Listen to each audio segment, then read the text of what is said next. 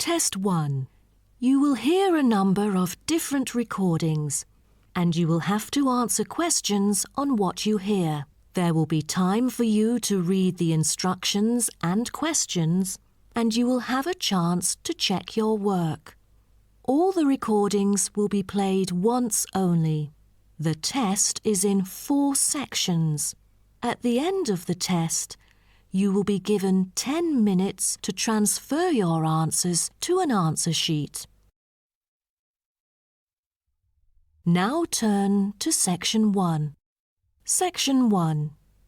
You will hear a conversation between a printing company employee and a customer.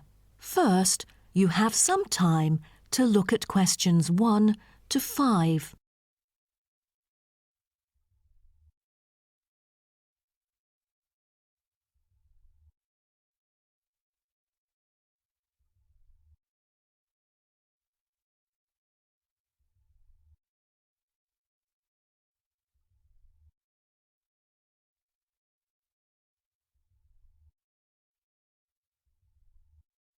You will see that there is an example which has been done for you.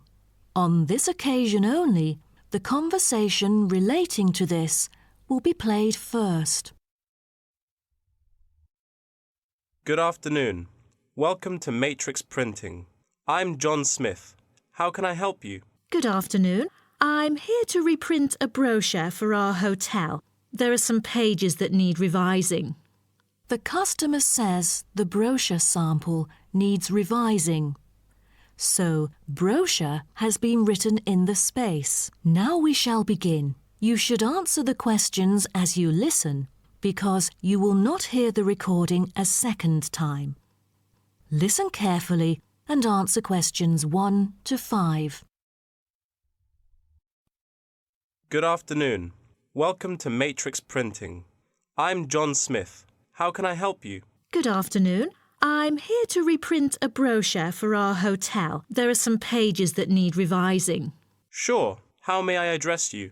Oh, I'm Mary Jane from Central Hotel Chains. Nice to meet you. I've got samples of the previous version. I assume it is your company's advertising brochure. Yes. What exactly is the problem? Well, it was printed the year before, so some of the information is already out of date. There are also a couple of problems with the layout. Firstly, the letters of the address on the front page are far too small. It's hard to see when glancing at the cover. How big do you need it to be? Increase the letters by 3 font sizes. Just a minute. Let me take notes of your requirements. Okay, what else needs changing? The information regarding the pool should be deleted because it is currently under renovation and is not available. So, all of the relevant descriptions on page 2 should be removed? What do we replace it with? We can't just leave the whole page blank. Just fill it in with the introduction of our newly opened gym. I've included all the relevant information here in this flash drive. Let me check. I see. No problem then.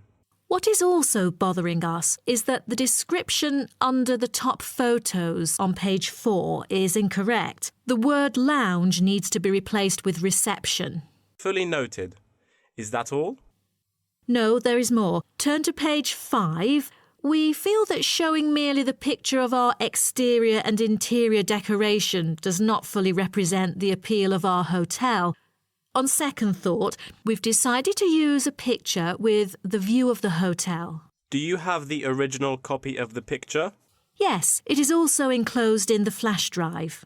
Okay, we'll re-edit the whole layout of the photos. Great.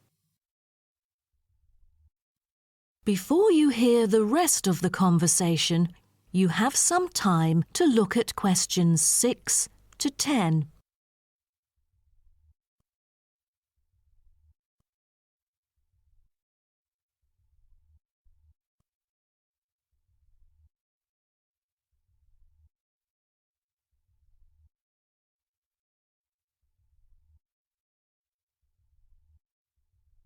Now listen and answer questions 6 to 10. Let's turn to the next page. Yes, What's wrong with that? It seems perfectly fine to me. At first sight, it seems fine, but according to the feedback of the customers, the prices do not stand out. So, we want to change the print from black to red to make it pop out. Okay, I've made notes of all of your requests. Is there anything else? I appreciate it. Just one final request. Could you translate the whole brochure into Spanish? We have customers worldwide, you know, especially those from Latin countries. No problem.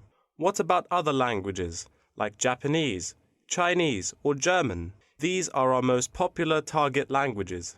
I have to ask the manager about the Chinese version. There's been a surging number of Chinese clients during recent years. However, we don't need German or Japanese translations, as we currently don't have many customers from those two countries.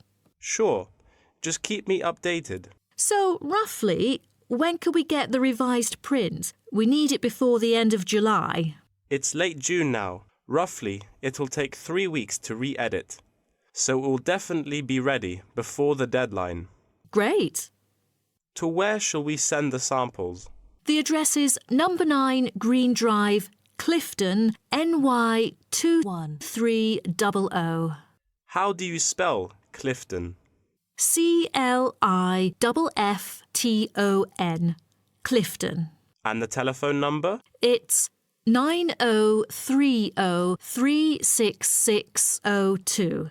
Also, if you have any further questions, you can reach me through this number. Okay.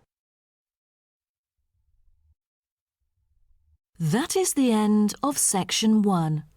You now have half a minute to check your answers.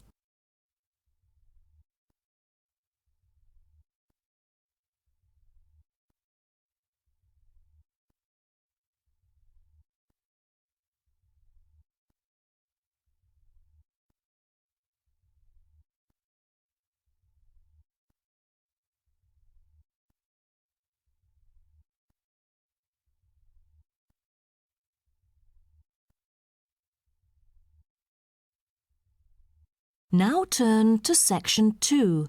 Section 2. You will hear a guide talking to a group of visitors about a national park. First, you have some time to look at questions 11 to 16.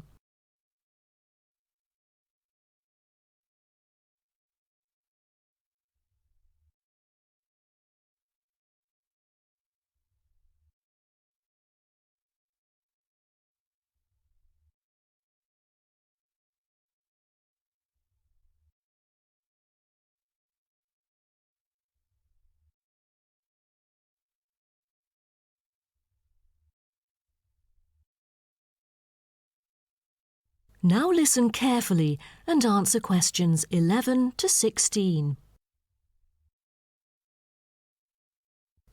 Welcome to Byron National Park. I am Jim Carson, your tour guide for the trip. First, I'd like to give you some basic information about the park.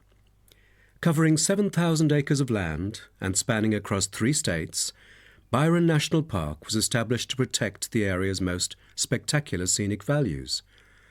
With unique geological features, natural history, and native plant and animal life, it is an ideal destination for recreation as well as research purposes. The park has a breathtaking waterfall connecting the longest river in the country, but it is most renowned for having the largest subtropical rainforest worldwide.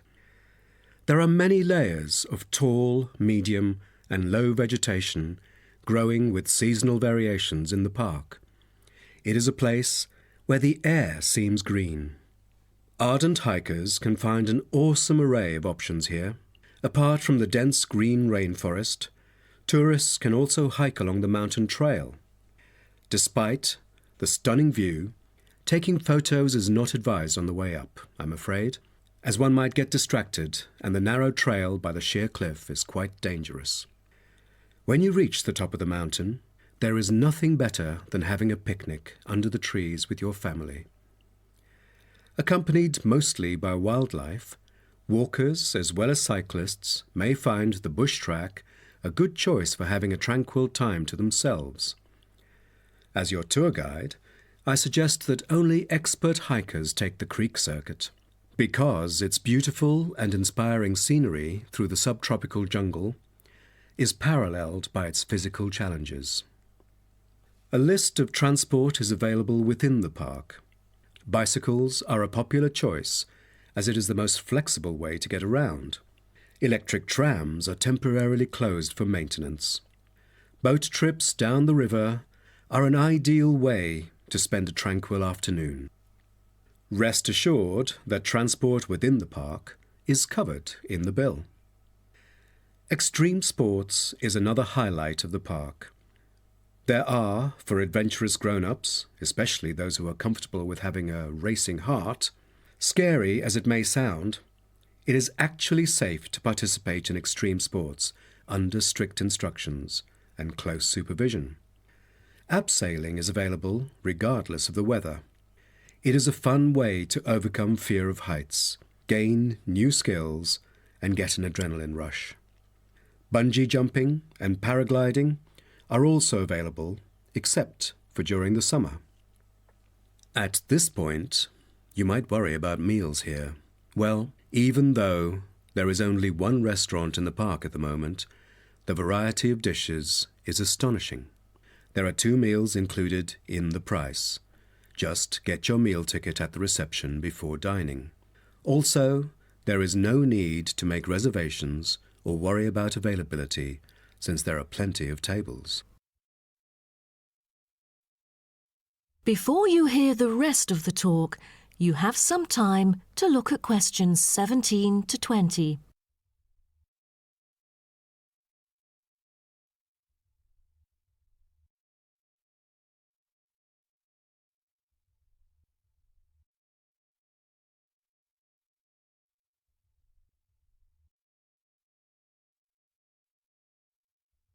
Now listen and answer questions 17 to 20.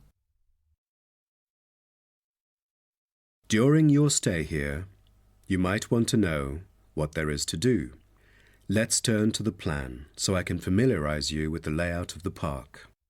Most tourists would choose to stay in our guest house, located in the southeast corner. It features 63 tastefully appointed guest rooms, many of which offer spectacular views of the park. You'll find a home away from home at our guest house. But for those who want to experience the natural beauty up close, there is also a campsite. When you get out of the guest house, go straight ahead, turn right at the end of the road. To your left, there is a campsite amongst the trees where you could spend a night under the stars together with owls and chipmunks. If you look at the top left of the plan, you will notice a picnic area. You can either bring your own food, or we can deliver food to you. Barbecue is an option. The business centre is situated directly opposite the picnic area. It provides flexible, fully serviced offices, conferencing suites, meeting rooms, and is equipped with the latest multimedia facilities. Wired, as well as wireless, high-speed internet is available within the entire premises. The centre is designed to cater to both individual travellers and corporate groups. Visitors can also go to the museum, which holds a vast collection that exhibits local history and a natural habitat. You start from the guest house, just turn left at the first conjunction, then walk past the tea house, turn right. You'll see the museum after making the third right. Have you found it? Pretty easy, right?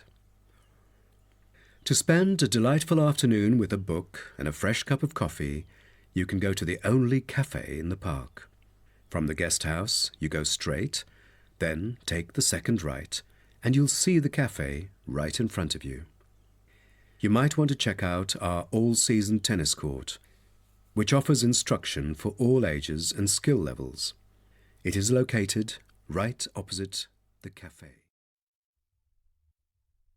That is the end of section 2. You now have half a minute to check your answers.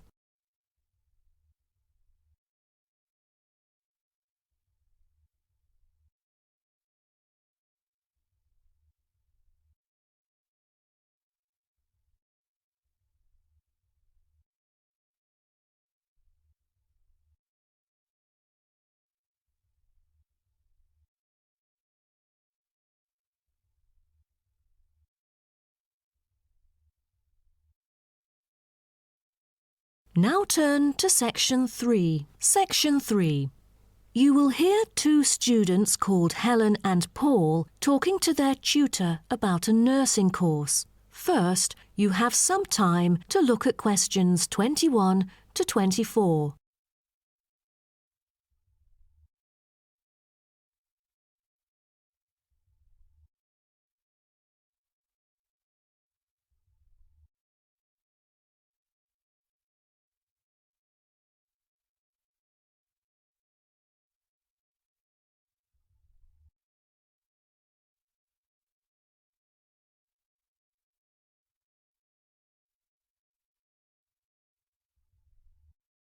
Now, listen carefully and answer questions 21 to 24. Helen and Paul, congratulations to you both for doing so well the past semester. You two have exhibited an impeccable performance during your first year in the nursing program. I'd like to get some feedback from the two of you to better improve the program and to provide guidance for our prospective students. I'd like to start with you, Helen. So, first of all, which aspect of the program impressed you? Well, to be honest, when I was enrolled into the course, I was expecting a group of classmates my age. But as I stepped into the classroom for the first time, I was surprised by the diversity. Most were in their 20s, but there were also those in their 30s or even 40s. As it turns out, the intergenerational communication has sparked intense debate and new thinking, and I think that's something special about the programme that I appreciate very much. What about you, Paul? What do you think of the program? For me, the group project we carried out last semester is another key feature of the program. The whole class was divided into 8 different groups, working on 8 prospective cases. Team-building sessions were conducted in a collaborative way most of the time. Comprised of 5 members, our group studied acute pancreatitis.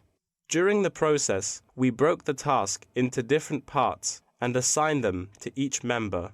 We were then able to tackle the complex problem by pooling our knowledge and skills. More importantly, stronger links were established between the group members. Because of the project, we've all become good friends. That's true. According to graduates, group projects prepare them for the work world in which teamwork and collaboration are increasingly the norm. So tell me, Paul, what else do you like about the program? I want to be a registered nurse working in a public hospital after graduation. So the internship provided is a valuable opportunity for clinical practice in a supportive learning atmosphere. However, I was amazed by the amount of written assignments since I thought the course should have focused more on practice-oriented learning. Well, I have to disagree with you, Paul. The essays demonstrate your understanding of the course. For me, writing essays is a process that involves critical thinking, which challenges me to develop my points more thoroughly. I thus manage to gain a diversity of perspectives. The program is designed to deliver basic and advanced theoretical knowledge of core concepts, including healthcare systems concepts, together with practicum or clinical practice experience to bridge the classroom content to the practice setting. So, I'm afraid written work is unavoidable. Also this year, we've added a module of law. How do you feel about that? At first, we felt that learning law is kind of redundant and too time-consuming. After a few sessions, we realised that it is necessary in dealing with future medical disputes. Before you hear the rest of the talk, you have some time to look at questions 25 to 30.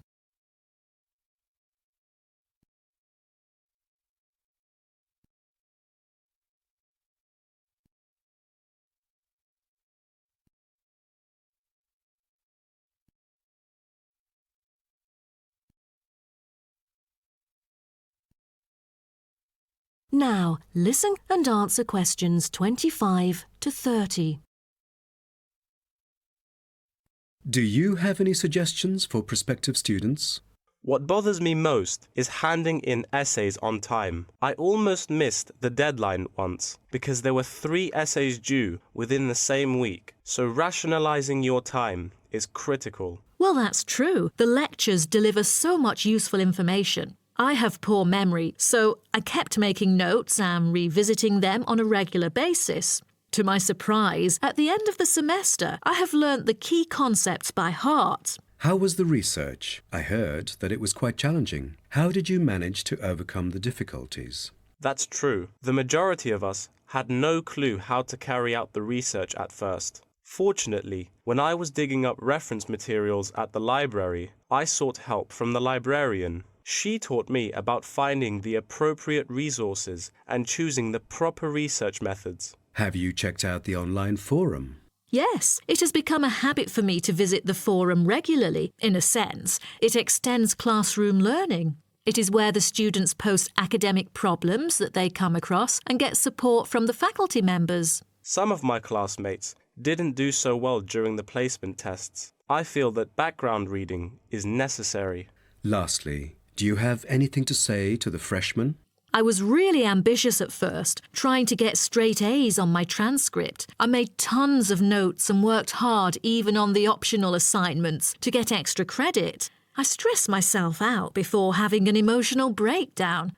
After consulting my advisor, I found it important to set realistic goals. Don't push yourself too hard. It is wise to sort out your priorities. Thank you for coming here today and providing valuable feedback on the programme. Have a great summer break.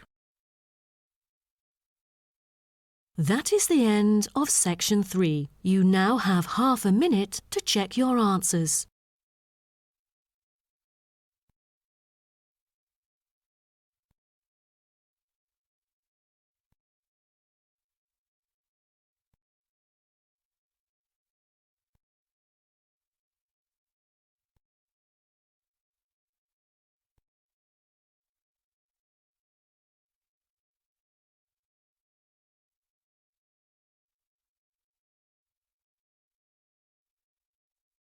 Now turn to section 4. Section 4. You will hear part of a lecture about African penguins. First, you have some time to look at questions 31 to 40.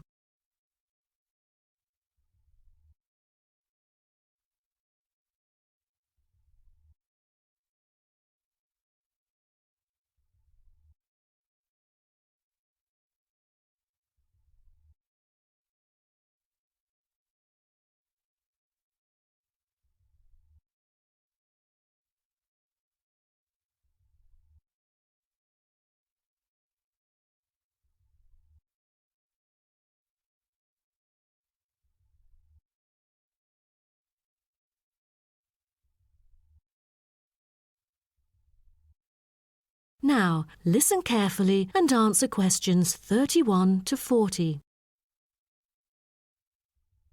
Good morning, everyone. Today's lecture is about a type of adorable animal, the penguin. When you think of penguins, you may picture them surrounded by snow and ice. But not all penguins live where it's cold. African penguins live in the southern tip of Africa.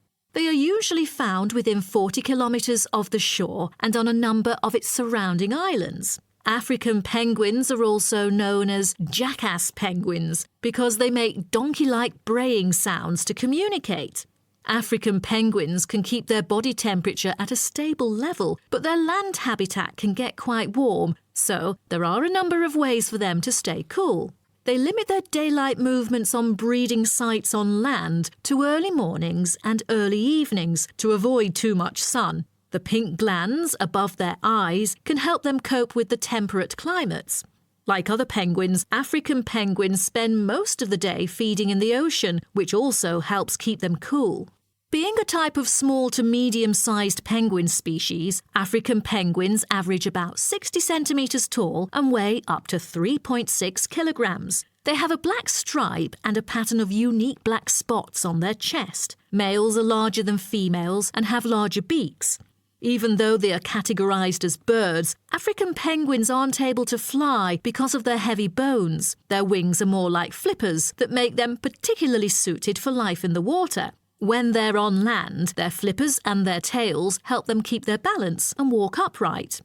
African penguins begin to breed at the average age of 4. When a male and female pair up, they tend to breed together for the rest of their lives. Most other penguins nest and lay their eggs out in the open, but African penguins have a different approach. They dig holes under bushes out of their own excrement, called guano, so they are sheltered from the sun and predators. The African penguins survive on a diet that is comprised mainly of marine organisms. They feed primarily on fish like sardines, along with the occasional squid and shellfish. But when normal food is in short supply, they eat tree roots as well. The streamlined body of the African penguin allows it to move through the water like a rocket, capable of reaching a speed of around 20 kilometers per hour when hunting for food.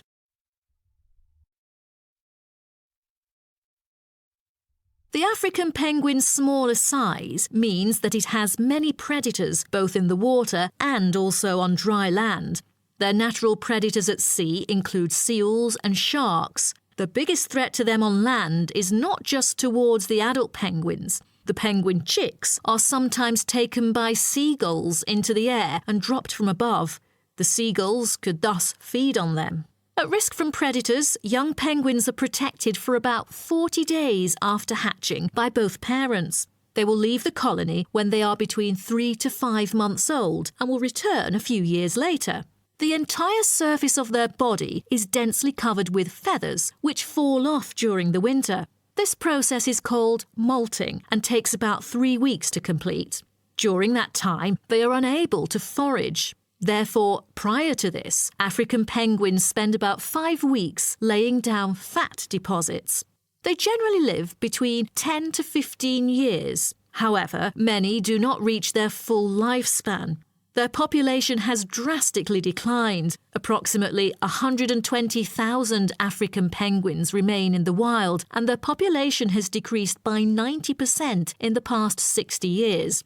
They are considered to be vulnerable and have been listed as being endangered. 2 major factors have contributed to their decline. They are struggling for nesting space due to human disruption and competing for food due to overfishing and pollution.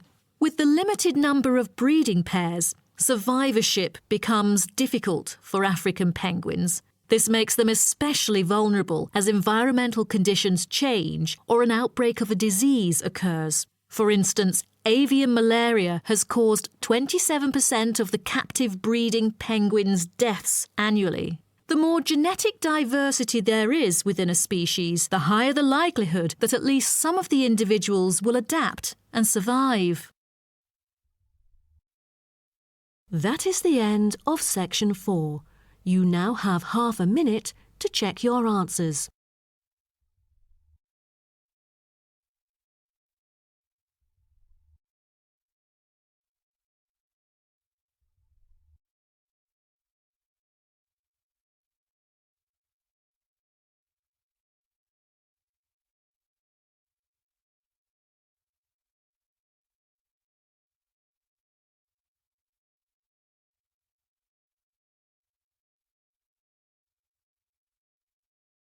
That is the end of the listening test.